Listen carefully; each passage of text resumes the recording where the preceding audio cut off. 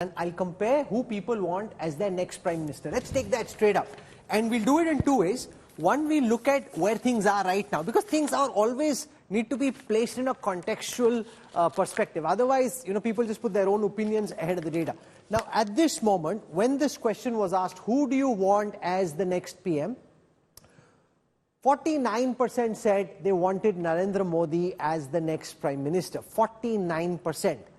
22% said they wanted Rahul Gandhi. Now, there are two ways of looking at this. One, Prime Minister Modi's popularity and his approval rating is down 6% from the last Mood of the Nation in January this year. So that's a big fall, 6% down. Rahul Gandhi is now double of his popularity from the last time. So that's 22. Earlier it was only 11. That's an 11% increase. That's a big one. So now, you can say, okay, he's bounced back. He's 22 at one point in time.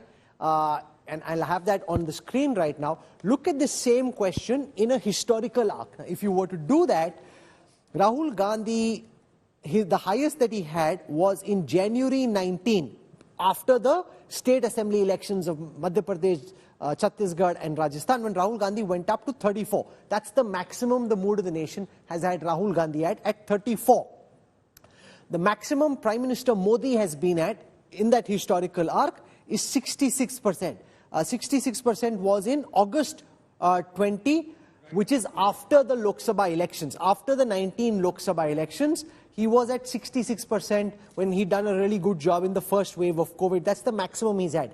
So from 66% in January 20, he's come down to 49%. Rahul Gandhi was at 34% before the last Lok Sabha elections. He then came down. He came down. At one point in time, he was barely hitting double digits. Kejriwal was close on his heels. So there's been a big turnaround in Rahul Gandhi's fortunes, as our data shows. Double last time. There's a dip in Prime Minister Modi's fortunes, but he's still far ahead. Now, Rajdeep, everybody will look at this data in the way that suits them the most. Absolutely. Look, I think if you looked at if India was a presidential system, if you were the US presidential elections, it would be a no contest. That's the difference. And that's the mistake, again, to go to our pollster friends, that they possibly made in 2024 June. They thought India was going to have a presidential election contest. Yeah, India is 543 constituencies spread across different states, with the diversity that you've just seen in states like Haryana and Maharashtra. But I think it also shows the challenge before the opposition. The opposition cannot believe that they've come of age. We are not in the age of Rahul Gandhi. We are still in the age of Modi, certainly still in the age of BJP, to some extent the age of Hindutva. And I wonder, Preeti, whether the opposition has understood that. Because, it's one thing to win your 230 odd seats that you've got as at the India Alliance, but you are still not 272. And the BJP on its own with 240 is still more than your 230 odd seats. Is that realization there, or does the opposition believe it's arrived and it's now only a matter of time before they'll sweep across from Narendra Modi? Is that a sense you get? Well, if you look at the Congress per se, it seems to be understanding that, especially in the kind of alliances it's brokering for state elections as well. In certain states, willing to play the junior partner with regional partners. But I have a larger question, and I want to bring in Sheilaji, because in this number, if you look at it, if you see that drop in popularity for the Prime Minister, that would mean, Sheilaji, now I'll give you an example. When I went and covered the Haryana and Maharashtra elections the last time, it was Prime Minister Modi on the ticket. This time, we don't know if it's going to happen. Is there a sense in the BJP, it's time now to strengthen your regional leaders and not go by the experiments of a Madhya Pradesh, of a Rajasthan, or even the infighting we see in Uttar Pradesh? To strengthen your regional leaders. First of all, these figures are very interesting, but I think this has happened because in the opposition space, there is more clarity and more space for Rahul Gandhi. In the opposition. It is. Yeah, you're right. I mean, the point which is good for country also, which is good for this entire secular liberal versus BJP ladai also. Because Rahul Gandhi gets strengthened. Some leadership is there on the other side of Modi. Yeah. So, I think this is a result of clarity. But Sheila, let's also give Rahul Gandhi credit that this is not just a fluke that has happened. No, I'm not at all saying it is good. I'll just clear that. I'm not saying negative, but if you look, he works with the Bharat Jodo Yatra, proves himself that he's a far more mature leader that's there. He's on the ground, walked all that distance.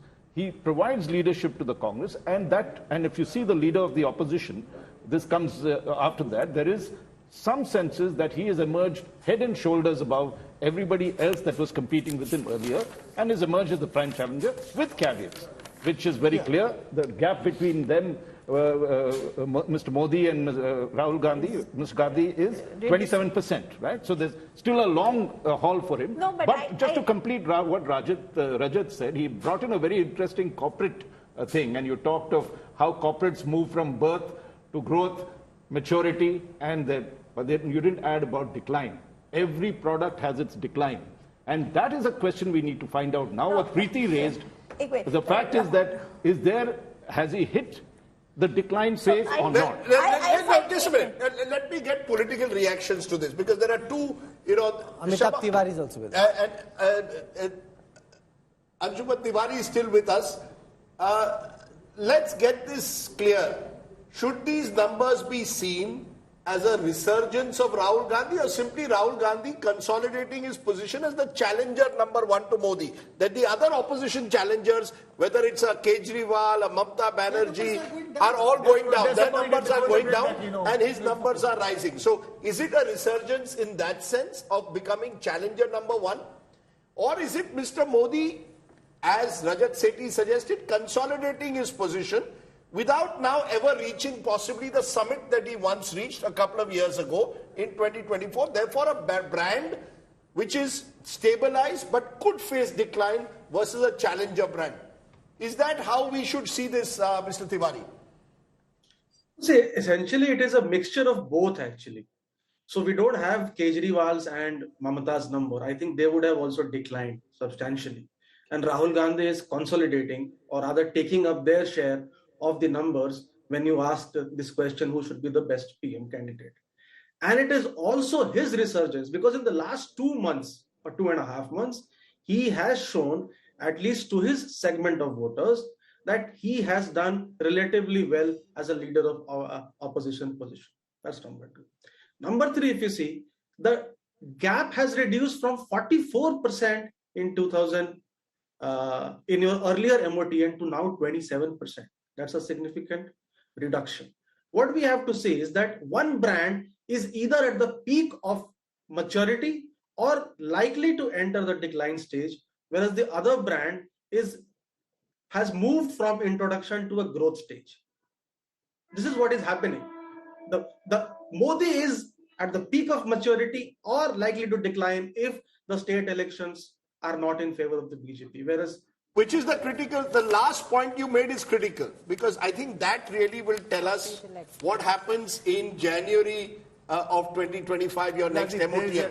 Those state elections, we've got 4 state elections, out of which 3 particularly are critical because BJP and Congress are virtually pitted against each other, albeit with some allies on their side. If those 3 elections, Rahul, 2-1 goes to Congress, naturally the Congress will believe that 2024 June was not an aberration. If it goes 2-1 to the BJP will believe that 2024 was an aberration and Mr. Modi and the BJP are consolidated. So I think we are, I maintain, Rahul, in the stage of interval. We don't know which way the wind will blow from here. Very transitional period, Rajdeep, because, just a very important piece of data. The drop, 8% drop of Mr. Modi's numbers, 6% drop, has gone largely into don't know, can't says. The jump of 11% for Rahul Gandhi's numbers have largely come from approximately 5% each from Mamta Banerjee and Arvind Kejriwal. Right. So the decline in them has huge decline in Arvind Kejriwal's numbers, huge decline in Mamta Banerjee's national numbers, not in their state numbers. Please be very clear, very clear. Again, very clear. Their national numbers have shifted towards Rahul Gandhi. So, yes, there is a kind of complete synergy as far as the opposition numbers against Mr. Modi is concerned, but we are still to see the swing of pro-Modi or the Modi admirer to convert to become a Rahul Gandhi admirer. In fact, that is a very good question. That's a very critical challenge for, Shama Mohammed, what seems to be happening is a consolidation. You have a consolidation, Rahul, of these 2 big blocks. The BJP's bloc is about 10%, 12%, 13% more than the other side at the moment. The real challenge will come when BJP voters or those who voted for the BJP in 2019 or 24 start shifting the other way. CSDS's post-poll survey showed 1 in every 3 voters in 2019 said they voted for the BJP because of the Prime Minister. In 2024, it had come down to 1 in every 4. So there is a shift, but it is not as dramatic as perhaps some of the media commentary has suggested. I think that's what the numbers would show. Everybody has a take on why 2024 Lok Sabha results were the way they were. We put this question to the sample in the Mood of the Nation poll, and I want to take you through the answers. What do you make of the result? Why did the overall picture emerge the way that it did? When this question was posed by C voter to respondents in the Mood of the Nation poll, 37% said it's a vote for continuity and for Prime Minister Modi. 37%, the biggest number is that. Number 2, it's a vote against the arrogance of the BJP, according to 14% of the respondents. Vote for a strong opposition, say 13% of the respondents. The economy needs attention, say 11% of the respondents. So the biggest number there, Kaushik, is the number of people who say that this is actually a vote for continuity. I know everybody has their own hot take on it, but when you ask a massive sample that question, more than 1/3 the respondents say it's a vote for continuity, which is also, ironically, the exact percentage of BJP voters. Exactly. What has happened is there has been a consolidation of anti-BJP votes. And that's why probably the numbers came down in the 2024 Lok Sabha elections. And also with that, the redistribution of votes happened. And it worked in favor of Congress. That Congress is gaining, if you see all the numbers in every questions that we ask, the Congress is gaining, but not probably at the cost of BJP, but probably at the cost of its own allies or non-BJP parties in every state and nationally also. Because if you see the numbers also, if I go back to the main projections, has Congress gained in states where it is directly opposite to BJP? If apart from Maharashtra, I don't think in any states it has gained significantly in terms of BJP versus Congress fight. So the opposition space is empty. Rahul Gandhi is gaining, and as this analysis of this 2024 polls, it says that it's a continuity for BJP and PM Modi. Yes, you continue with lesser numbers so that you do not do the excesses and you take care of our concerns. That's what public mandate is. Yeah. People are not probably showing absolute faith in non-BJP parties. Of course, they gain because they got together. There is BJP, or you can call it NDA, versus India. Because in earlier polls, the fight used to happen, the opposition was fragmented. This time, of course, they gain. Some votes they have gained from BJP and NDA, but more so because they consolidated. If 3 people got together and eat the same, but you have to now look at the redistribution has happened. Congress is gaining like it gained in Maharashtra in many places, wherever it was not a player event, like in Uttar Pradesh. It used to get 1 seat, now it has 6 seats, it is making noises. So after this redistribution, probably there will be a question, okay, we fought, we control the BJP, but now are we giving space to Congress so that Rahul Gandhi gains? Now Mamata Banerjee and Arvind Kejriwal probably would think about, if they have national ambitions, they would think about, okay, we are actually giving too much space to the other person, no, which they didn't want. Actually, it's a funny thing that you said, because, when we did the cross-tabulation, because we wanted to understand about how the BJP supporters and opposition supporters are looking at this mandate. And we did a cross-tab, Raj, to understand like that. So obviously the continuation part, Kaushik, just as you mentioned that of the BJP supporters is that. But it was very surprising for me that big number of opposition voters, their reason, the way they looked at it, they said that India needs a stronger opposition. That was the prime reason. And a significant chunk of BJP supporters, when they were looking at the mandate, they said this happened because of arrogance. Now, that's a very fine remark. Big number of BJP supporters looking at the reduced majority of the BJP saying or mentioning or blaming it on the arrogance, and big number of opposition chunk out of pure idea that no, we do need a strong opposition in this country. We cannot have a one party or one man thing like that. And just add that number that you talked about, when we are looking at this, people said wanted a strong opposition, said 13. If you add the other numbers, which is that vote against the arrogance of the BJP, that's 14%, right? And if you go down, effectiveness of the India bloc, that's the opposition again 7%, and anti-incumbency 5%. So if you take the numbers that said 37% wanted Mr. Modi for continuity, there's almost 39% that says we want a strong opposition. Whatever way you might put it, you might disaggregate it, but there is a solid majority that is saying the arrogance and we want a strong opposition. That's the thing that's going on. Will the government complete its term? We asked this question to the entire sample of the Mood of the Nation poll. Again, everyone has a hot take on it. See what the data says. When the question was asked, will this government complete its tenure, 55% of the respondents said yes, 35% say no. Rajdeep, which side are you on, 55 or 35?